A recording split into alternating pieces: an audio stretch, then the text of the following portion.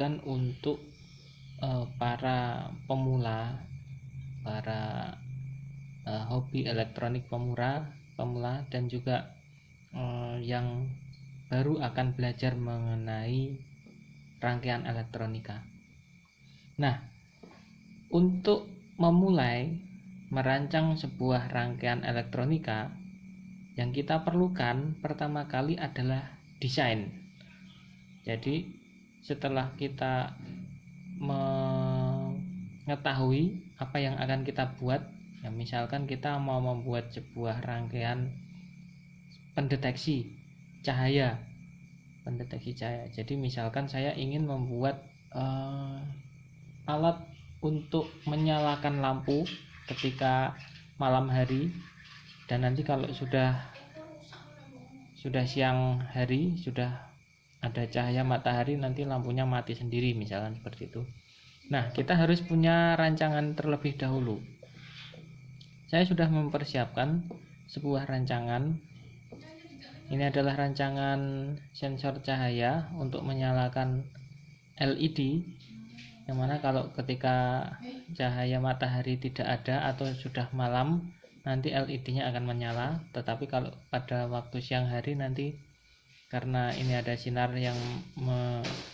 matahari yang diterima oleh sensor, nanti LED-nya akan mati gitu. Saklar otomatis cahaya. Nah, saya sudah mempersiapkan rancangannya. Ini namanya adalah skematik diagram. Jadi banyak yang kebingungan atau salah mengartikan mana skematik diagram, mana layout PCB, dan mana wiring diagram. Nah, kalau gambar kerja yang isinya komponen-komponen elektronika seperti ini namanya skematik diagram. Nah, dalam skematik diagram ini terdapat simbol dan juga diagram sambungan antara komponen satu dan komponen lain. Nah, tujuannya nanti untuk menghasilkan fungsi tertentu. Lalu dalam sebuah desain biasanya ada ini daftar komponen. Nah, kebetulan yang kita akan buat ini ada 6 komponen yang kita perlukan, kita gunakan. Nah, kita sudah mempunyai desain, kita sudah mempersiapkan area kerja untuk membuat PCB. Lalu bagaimana kita akan memulai untuk membuat sebuah layout PCB dari rangkaian ini. Nah, yang pertama kita lakukan adalah kita cari dulu komponen utama dari rangkaian ini. Komponen utama dari rangkaian itu biasanya adalah komponen aktif. Misalkan IC, ya, jadi komponen ini ada IC-nya. Kemudian transistor, microcontroller. Nah, taunya itu rangkaian aktif atau bukan, bagaimana? Ya harus belajar. Jadi kita harus belajar dulu mencari artikel atau mempelajari perbedaan antara antara komponen aktif dan komponen pasif. Nah, dari komponen aktif ini kemudian kita akan buat footprintnya, atau kita akan cari footprintnya lalu kita posisikan pada area kerja. Untuk dapat mencari footprintnya, caranya adalah kita cari datasheetnya di internet. Apa itu datasheet? Ya, akan saya tunjukkan. Nah, kita punya IC 555 atau ini sebenarnya NE555 lebih lengkapnya. Oke, kita bisa mencari di internet. Caranya begini, ketik datasheet NE555. Datasheet itu adalah manual book komponen, ya, karena kalau kita beli komponen elektronika itu kita tidak diberikan manual book, ya. Jadi manual booknya ya berupa ini datasheet, kita mencari sendiri di internet gitu. Nah, ini saya akan membuka datasheetnya terlebih dahulu.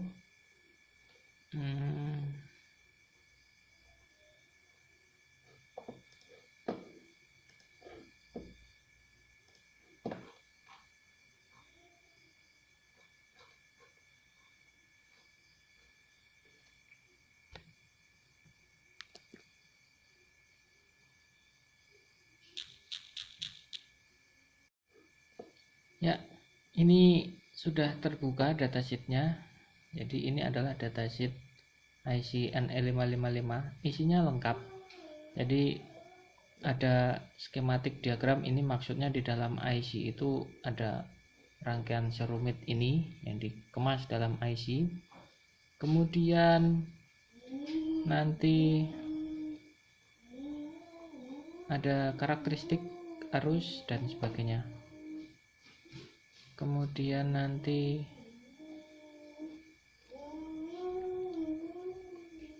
yang kita cari adalah paling bawah, yaitu footprint, jarak kaki. Nah ini, oh bukan, paling lebih bawah lagi ini ya. Nah ini yang akan kita cari adalah jarak kaki. Yang kita pakai IC through hole. Nah ini through hole. Nah, kalau kita lihat di sini jarak antar kedua baris inline ini itu adalah 10,92 mm. Ini kemudian jarak antar kakinya 2,54 mm. Nah, setelah kita tahu jarak kakinya ini dan juga ini, maka kita cari makronya di sini. Kita cari komponen IC, itu makronya adalah pada bagian DIL. Ini DIL 8 pin. Nah, lalu kita tarik ke sini. Seperti ini, kita kasih label ID IC1. Kemudian value-nya NE555. Oke. Kita rapikan begini biar rapi ya. Kemudian setelah kita ambil footprintnya, kita bisa atur diameter kaki IC ini ya, supaya hasil solderannya bagus. Ini saya atur dulu supaya ini menjadi front vertikal aja. Lalu lebar padnya saya ganti menjadi 2 mili. Lubangnya tetap 0,72 saja, meski nanti kita drilling dengan diameter 1 mili, tetapi 0,72 ini nanti hanya akan menjadi spotting drill saja, menjadi titik awal kita akan drilling. Nah, satu komponen sudah berhasil saya ambil. Kemudian kita kembali ke desain ya. Oke, ada komponen lain, masih ada 5 komponen lain, kita harus cari satu-satu dulu. Ada resistor 2M2 dan resistor 1 kilo. Nah ini ukurannya sama, jadi ini kira-kira adalah resistor 1/4 watt dengan jarak kaki 10 mm. Maka saya akan cari resistor dengan jarak kaki 10 mm. Ini akan saya klik resistor standar. Ini resistor jarak kakinya 10 mm. Saya drag ke sini, kita kasih nama R1. Tadi R1 adalah 2M2.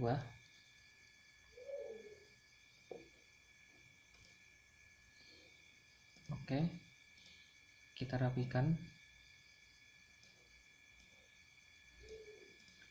ya seperti ini.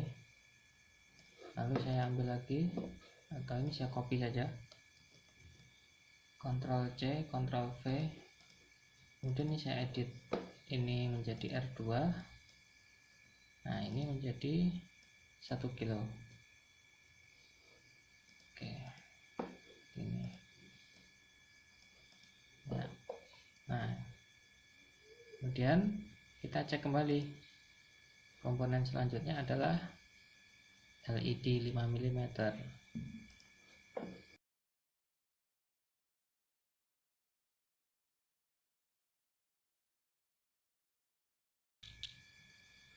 Kita akan cari komponen LED di bagian dioda. Nah, ini ada LED 3 mm 4,4 kali 2 mm, yang kita pilih LED 5 mm. Kita tarik sini, kasih label dioda 1, value 5 mm. Oke. Nah, boleh kalau mau dirapikan, meskipun ini nanti tertutup komponennya, jadi tidak apa-apa. Nah, kemudian setelah LED kita cek lagi, di sini ada komponen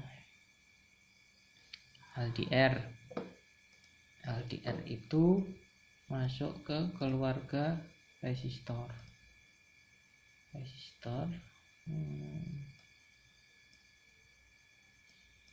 Kita pakai yang standar aja, nggak apa-apa, pakai yang 10 mm ini aja. Ini karena ini masih keluarga resistor, kita kasih label R3. Kemudian ini keterangannya adalah LDR. Salah, LDR ya. Oke. Ini kita copy paste dari kedua resistor yang di sini bisa juga sih sebenarnya. Yang terakhir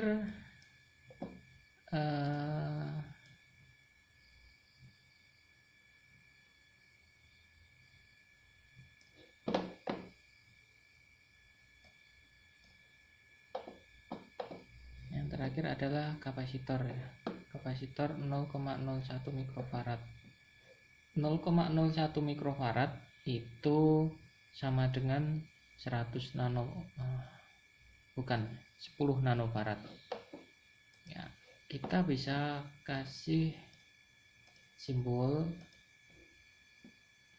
footprint, lebih tepatnya bukan simbol ya. Footprint kapasitor. Saya pilih yang ini aja, yang standar aja. Dengan jarak kaki kalau 10 nanofarad itu kira-kira 5 mili. Kasih label C1. C-nya belum kelihatan. C1 labelnya 10 nanofarad. Oke. Ya. Nah, semua komponen sudah tersedia. Coba saya cek lagi. Oke, sudah. Semua komponen sudah tersedia. Sekarang saatnya kita menata komponen ini. Nah, bagaimana supaya membuat sirkuit PCB itu, PCB sebuah sirkuit maksudnya, sebuah rangkaian PCB, sebuah rangkaian itu rapi? Caranya adalah kita kelompokkan komponen yang ukurannya hampir sama. Misalkan ini resistor kita kelompokkan dengan resistor. Nah, coba ini misalkan saya berdirikan, kemudian saya sejajarkan dengan IC, gini kan lebih rapi. Ini juga, ini saya berdirikan, saya sejajarkan dengan IC ya. Kemudian kapasitor saya taruh di bawahnya sini. Oh, ini masih ada satu ini saya sejajarkan dengan IC ini. Nah, kapasitornya saya taruh sini.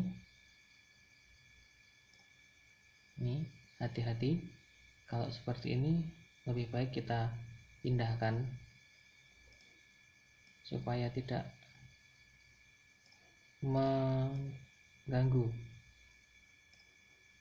cetakannya nanti, supaya tidak mengganggu.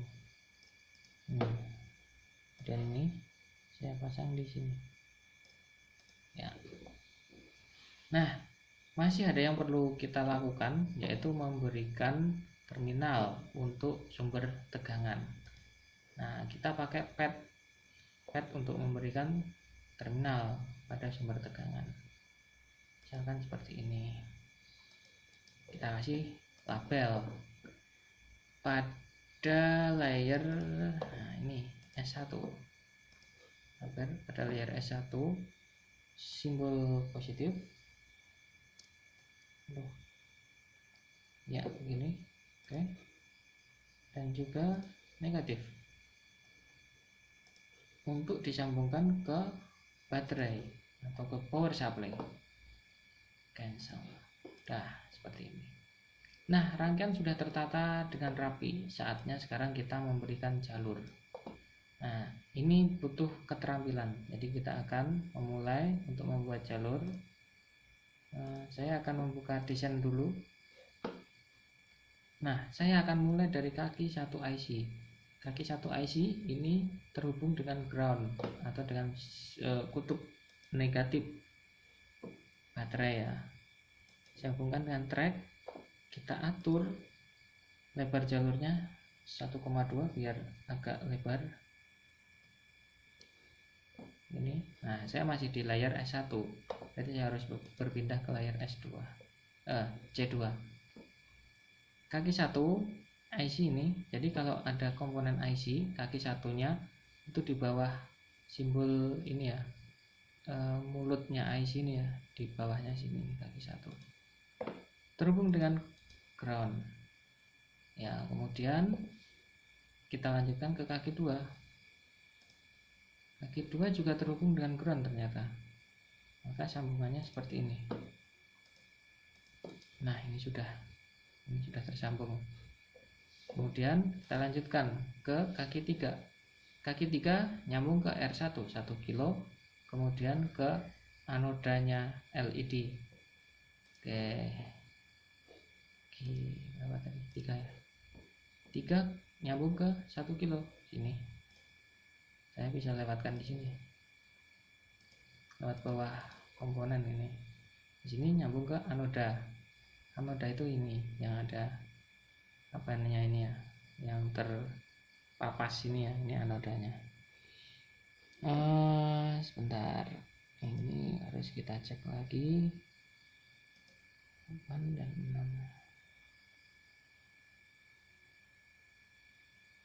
Oke. Ya, berarti ini saya rotate saja ini. Karena kalau tidak di-rotate nanti akan menimbulkan masalah. Saya rotate supaya dekat begini. Nah, ini ketemu di mana? Ternyata kaki anoda dari LED ini ketemu ke ground. Ini bisa saya hubungkan ini langsung bisa.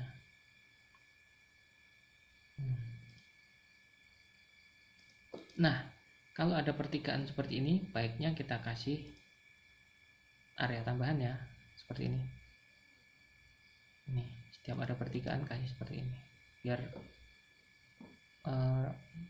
tidak mudah terkelupas nanti. Ini, ya, kaki 3 selesai. Kita cek kaki keempat. Nah, kaki keempat reset. Ini masuk ke LDR dan juga terhubung ke R2. Apakah bisa? Nah, bisa ternyata. Kaki keempat masuk ke, saya posisikan ini dulu, LDR, dan ini LDR ya, dan R2. R2 apa R1 ini tadi? Kita cek, kok ini R1 ya? Oh, di desain ini R2. Ini oke, ini saya salah tulis ini. Harusnya terbalik ya. Yang R1 itu yang 1 kilo, yang R2 itu yang 2M2.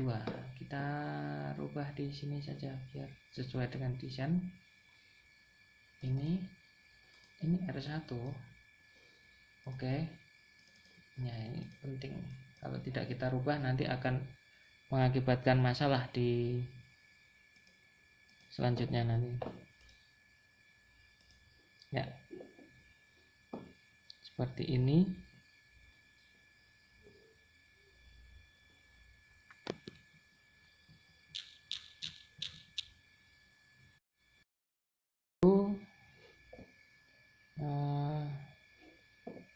Kita akan menyambungkan, karena ini tadi belum selesai yang dari kaki 4 tadi. Ini LDR-nya nyambung ke ground ternyata. Nah, ini cukup menantang karena kita harus mencari jalur supaya bisa menyambungkan ini ke sini. Kita coba putarkan seperti ini. Ternyata cukup menantang juga untuk mendesain sebuah PCB karena kita harus mencari jalur yang terdekat, terefisien. Begini. Kemudian M2 2,2 mega, resistor 2,2 mega ini terhubung ke positif ya. Oke. Oh, ini salah ya. Nah, ini harus hati-hati, ini ternyata terhubung ke sini. Nah, kalau salah kita bisa memindahkan ujung biru dari ini, bulatan-bulatan biru dari jalur PCB ini bisa kita geser-geser. Ini coba saya klik, saya geser ke sini. Nah, seperti ini. Tapi ingat, menggesernya ini sampai muncul garis hijau. Ini nggak bisa muncul garis hijau. Kalau yang sini muncul garis hijaunya, yang sini nggak bisa. Berarti ini tidak bisa siku. Saya remove dulu ya. Kita ganti track yang baru. Mulai dari sini, sini. Ya. Biar siku, biar sudutnya 45 derajat maksud saya. Oke, ini sudah terhubung ke kutub negatif baterai. Sekarang yang perlu kita sambungkan adalah resistor 2M2 ke kutub positif baterai. Ya, kita bisa lingkarkan ke sini seperti ini. Ya. Ini kemudian kaki yang belum tersambung, kaki 5 ke kapasitor. Kita lihat kaki 5 di mana. Nah, ini kapasitornya ternyata terkurung. Jadi kaki 5-nya ada di sini, sedangkan kapasitornya di sini. Nah, dalam kondisi seperti ini kita harus kreatif. Kita harus mencarikan jalan supaya kaki 5 ini bisa terhubung dengan kapasitor yang ada di sini. Oke, saya akan memanfaatkan ruang di sini. Ini saya perlebar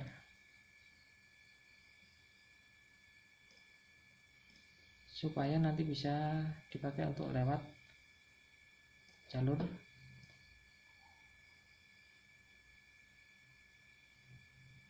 ini. Oke, dari kaki 5 ini, kaki 5 menuju ke C1. Mantap. Nah, perhatikan, ini kan jarak yang sini sedikit kecil nih, sempit. Yang sini agak lebar.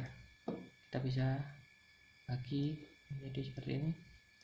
Ya, dengan begini lebih cantik PCB-nya, lebih rapi. Nah, tantangan berikutnya adalah C1 ini salah satu kakinya masih belum terhubung kemana-mana. Kita lihat C1 ternyata dia terhubung ke ground. Oke, kita hubungkan ini ke ground. Ternyata cuma di sini saja. Jadi tidak masalah area tambahan karena pertigaan ya sudah jadi. Nah, sekarang kita lanjutkan ke kaki nomor 6. Kaki nomor 6 dan kaki nomor 8 itu terhubung ke positif. Kalau kita cari kaki nomor 7 ternyata nggak ada. Beneran nggak sih? 1, 2, 3, 4, 5, 6, nggak ada kaki ke-7. Berarti tidak terhubung kemana-mana. Tinggal kaki 8 saja sama 6 disambungkan. Kita sambungkan ke positif. Yuk kita lakukan. Kaki 6 ini. Nah, ini mau saya sambungkan ke sana. Saya coba sejajarkan dengan jalur yang sini supaya rapi. Gini, rapi. Kemudian ini saya tekuk. Tekukannya sama dengan tekukan yang di sini. Begini rapi. Nah, kemudian saya mau menyambungkan ke sini. Oke, caranya begini. Begini. Nah, ini nanti akan menjadi pertigaan di sini. Ini supaya rapi, sudah sejajar. Oke. Nah, jalur yang seperti ini tidak direkomendasikan karena di sini ada sudut lancipnya. Jadi yang direkomendasikan untuk pertigaan itu seperti ini, ada area tambahannya. Maka dari itu ini akan saya tarik ke sini seperti ini, kemudian saya tambah area sini. Nah, seperti ini. Oke, rangkaian kita secara prinsip sudah jadi. Kita tinggal memberikan border, lalu kita kasih satu hal yang penting, yaitu lubang skrup. Karena kalau kita membuat rangkaian nggak ada lubang skrupnya, kita nggak bisa baut kemana-mana. Nah, lubang skrup ini boleh satu saja, boleh dua. Rekomendasi saya lebih dari ya minimal dua lah, 2 titik lah, 2 titik lubang skrup gitu, biar nanti ada kekuatannya. Saya pakai circle untuk membuat lubang skrup, mendesain lubang skrup. Nah, saya ambil di sini. Kemudian kalau dua berarti di sini dan di sini. Nah, bisa saja sih sebenarnya saya buat begini ya di sini ya. Tetapi ini bisa kita efektifkan. Caranya begini. Kita tarik ke sini. Nah, ini bisa kita hasilkan ruang.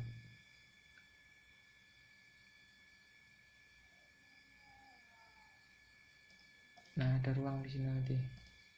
Ini saya tarik. Masih bisa lebih efisien lagi nih. Ya, nah ini masih ada ruang, kita dekatkan sini. Oke, sudah selesai. Yang terakhir kita akan membuat border. Oh, ini masih bisa kita efisiensikan. Ini ternyata tidak bisa karena ini sudah kaki komponennya. Oke lah. Terakhir kita buat border. Nah, untuk border tracknya tidak perlu lebar-lebar, 0,5 saja, 0,5 mm. Kita buat seperti ini ya. Rangkaian kita sudah selesai. Sekarang kita posisikan ke bagian ujung pojok kiri atas dari area kerja kita. Caranya adalah Ctrl A, kemudian kita geser. Berikan sedikit celah ya, jangan dimepetkan begini. Begini. Jadi ada celahnya, ini ada sisanya. Kemudian kalau kita lihat di sini ini referensinya masih di sini. Kita pindahkan ke atas referensinya. Posisikan kursor di paling ujung, pencet angka 0. Sudah. Lalu kita sesuaikan ukuran boardnya. Klik board properties, muncul nih. Kita lihat di sini panjangnya 38 karena ini kita perlu sedikit area tambahan, jarak tambahan 38. Kita tulis di sini 38 ya, dan ke bawah 26. Oke, seperti ini. Nah, kalau kita mau kasih ground plane, ini bisa kita klik seperti ini ya. Ini hasil akhir rangkaian kita seperti ini. Nah, kalau kita lihat ini sebenarnya tidak recommended ya, pad ukuran segini. Jadi kita bisa lebarkan lagi ukuran padnya. Untuk terminal itu ya rekomendasinya adalah 3 mm. Kemudian untuk kalau LED ini kita lebarkan, ini akan menabrak, coba ya. Nah, seperti ini. Maka ini biarkan saja 2 mili, tetapi kita buat lonjong. Apakah bisa? Nah, ternyata nabrak ke jalur.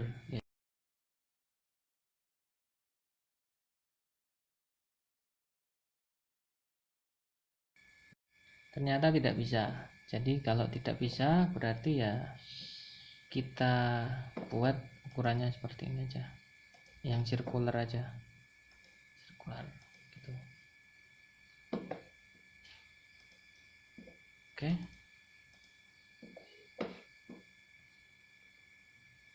Ya, PCB-nya sudah selesai. Jadi cara untuk membuat sebuah rangkaian akan saya ulangi lagi secara singkat. Pertama, kita harus membuat desain dulu atau mencari desain yang ada di internet misalkan. Kemudian setelah mencari desain, kita harus mencari datasheet komponen. Termasuk juga komponen yang tidak kita kenal ya, misalkan LED 5 mm, itu pasti ada datasheetnya juga. Kebetulan kalau sudah hafal jarak kakinya atau sudah hafal letaknya di bagian makro, ya kita tinggal ambil saja. Tapi kalau tidak tahu, kita bisa membuat pad sendiri ya, dengan pad sendiri nih, dengan jarak kaki yang sesuai dengan datasheet ini. Nah, setelah kita tentukan jarak kakinya melalui datasheet, lalu kita buat atau kita ambil footprintnya. Footprintnya kita ambil semuanya dulu komponennya, lalu kita tata. Setelah itu baru dibuat jalur. Dan begitu rangkaian akan rapi. Nah, bisa juga ketika nanti kita membuat jalur kemudian tidak ketemu jalannya, nanti kita bisa atur-atur, bisa kita rubah posisi dari komponen-komponen ini gitu. Tapi saya merekomendasikan tetap memenuhi aturan ya. Jadi misalkan komponen yang bentuknya ukurannya sama, ukuran footprintnya sama, itu kita sejajarkan. Kemudian komponen aktif ini kita prioritaskan posisinya, pertama kita tentukan gitu. Lalu nanti juga ada aturan-aturan gambar lainnya yang akan saya sharing di video yang lain nanti. Begitu, terima kasih.